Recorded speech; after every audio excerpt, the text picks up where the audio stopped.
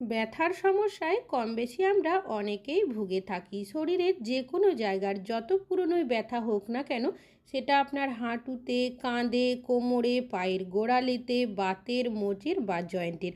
আজ আমি আপনাদের কাছে এমনই একটা রেমেডি শেয়ার করব, যেটা একবার ব্যবহার করলে 5 মিনিটের মধ্যেই আপনাদের ব্যথা চলে যাবে।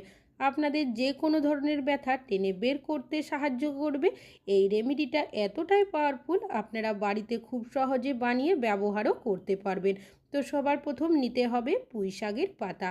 পুঁই শাক আমরা প্রত্যেকেই খাওয়ার জন্য ব্যবহার করে থাকি, তবে এই পুঁই শাকের পাতা এতটাই পাওয়ারফুল, যে কোনো ধরনের যত পুরনোই আপনাদের ব্যথা হোক না কেন, সেই ব্যথাকে টেনে বের করতে সাহায্য করবে। তবে এর ব্যবহার করার সঠিক পদ্ধতিটা আপনাদের জানতে হবে। আপনি যদি ব্যথার জায়গার মধ্যে বিভিন্ন ধরনের ওষুধ বা ক্রিম মালিশ করতে করতে বা বিভিন্ন পেন কিলার খেতে খেতে বিরক্ত হয়ে গেছেন, কোনো কিছুতেই কিচ্ছু হচ্ছে না, বা হাঁটু বা কোমরের মধ্যে আপনাদের গ্রিস শেষ হয়ে গেছে, হাঁটু ভাঁজ করার সময় কটকট আওয়াজ আসছে, তাহলে কিন্তু আপনাদের সব সমস্যার সমাধান করবে এই রেমেডিটা। কেন কি এই রেমেডিটা এতটাই পাওয়ারফুল, আপনাদের যে কোনো ব্যথাকে টেনে বের করতে সাহায্য করবে।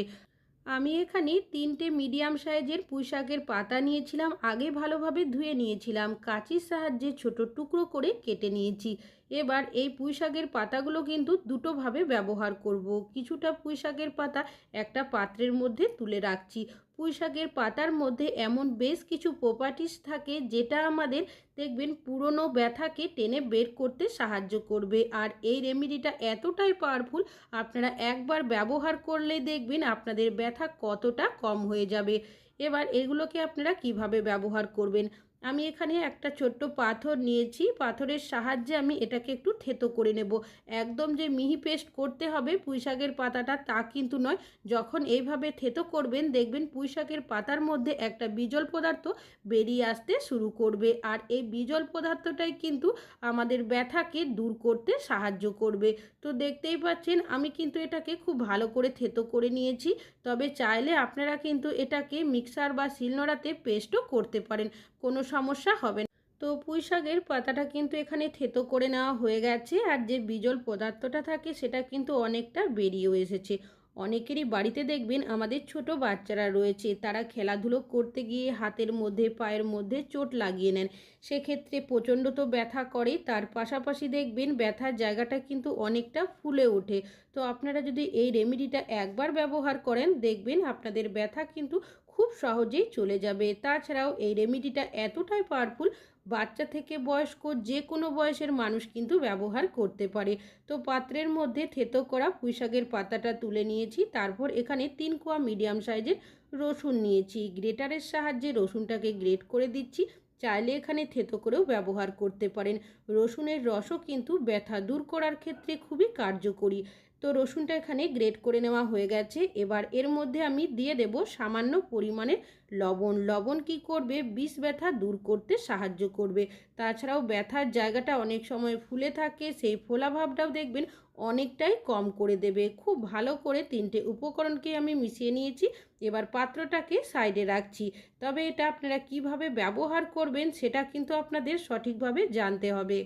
আমি এখানে নিয়েছি একটা পাত্র, আর নিয়েছি এখানে সামান্য পরিমাণের হলুদ গুঁড়ো, যে হলুদ রান্নাতে ব্যবহার করি। হলুদ কি করবে, প্রদাহ কমাবে, এমনকি ব্যথা উপশম করতে সাহায্য করবে। তাছাড়াও এটা ন্যাচারাল অ্যান্টিবায়োটিক হিসাবেও আমরা ব্যবহার করে থাকি। আর নিয়েছি এখানে আমি সামান্য পরিমাণের কালো জিরে। কালো জিরে ব্যথা কমাতে তো সাহায্য করে, বিশেষ করে দেখবেন বাতের ব্যথার মতো কঠিন ব্যথাও কিন্তু দূর করতে সাহায্য করে এই কালো জিরে। দুটো উপকরণকেই আমি মিশিয়ে নিয়েছি। এবার এর মধ্যে দিয়ে দেব সামান্য পরিমাণের তেল। এখানে কিন্তু সর্ষের তেলের ব্যবহার করেছি। সর্ষের তেল আমাদের হাড়কে মজবুত করবে। তাছাড়াও অনেক সময় দেখবেন আমাদের হাঁটুর মধ্যে বা কোমরের মধ্যে গ্রিস শেষ হয়ে যায়, সেই গ্রিস বানাতেও সাহায্য করবে এই সর্ষের তেল। খুব ভালো করে সব উপকরণগুলো মিশিয়ে নেব। যখন খুব ভালোভাবে এটা মিশিয়ে নেওয়া হয়ে যাবে, তারপর নিয়ে নেব এখানে কর্পূর, যে কর্পূর পুজোতে ব্যবহার করি। তো কর্পূরটাকে গুঁড়ো করে এর মধ্যে দিয়ে দেব। কর্পূরের মধ্যে এমন বেশ কিছু প্রপার্টিস রয়েছে যেটা আমাদের ব্যথা দূর করার সাথে সাথে অনেক সময় দেখবেন ব্যথার জায়গায় গ্রিস শেষ হয়ে যায়, সেই গ্রিস বানাতেও সাহায্য করবে। তাছাড়াও বিশেষ করে জয়েন্টের মধ্যেও যে ব্যথাগুলো থাকে সেই ব্যথাটাও কিন্তু খুব সহজে কমিয়ে দেবে এই কর্পূর।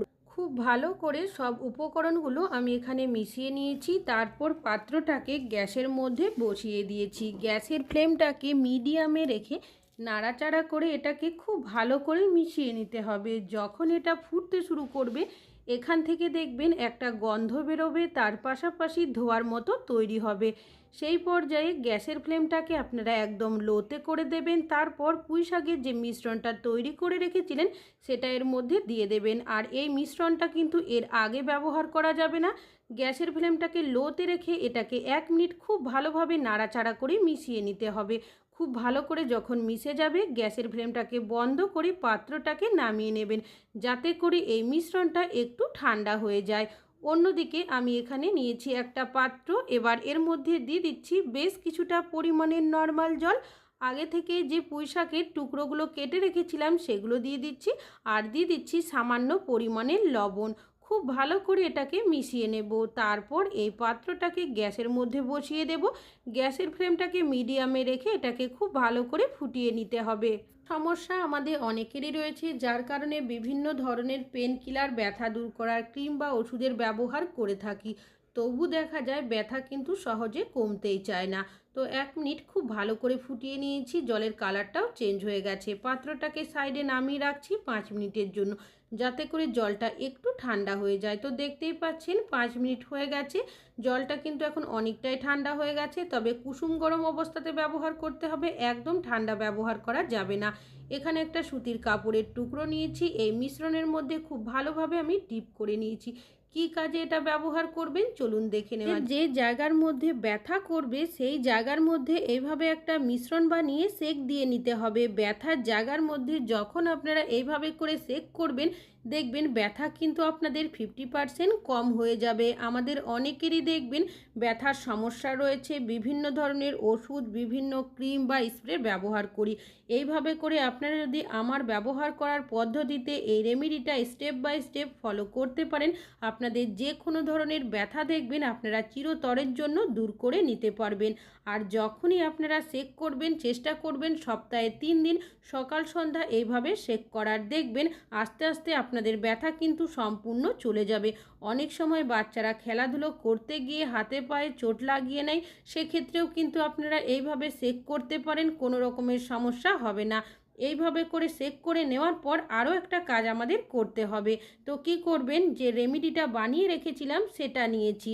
এই রেমেডির মধ্যে যে মিশ্রণের তেলটা রয়েছে সেটাকে আপনারা কি করবেন, সেক করে নেওয়ার পর মালিশ করবেন। আর ব্যথার জায়গার মধ্যে যখন এইভাবে মিশ্রণের তেলটা দিয়ে মালিশ করবেন, দেখবেন ব্যথা কিন্তু বাকি যেটুকু থাকবে সেটাও কিন্তু আপনাদের কম হয়ে যাবে। আর এই মিশ্রণটা বানিয়ে আপনারা 1 সপ্তাহের জন্য স্টোর করতে পারেন, তবে যখন ব্যবহার করবেন কুসুম গরম অবস্থাতে ব্যবহার করবেন। আমরা অনেকেই দেখবেন হাতের মধ্যে ভারী কোনো জিনিস তুলতে পারি না, আঙুলের মধ্যে টান ধরে আসে।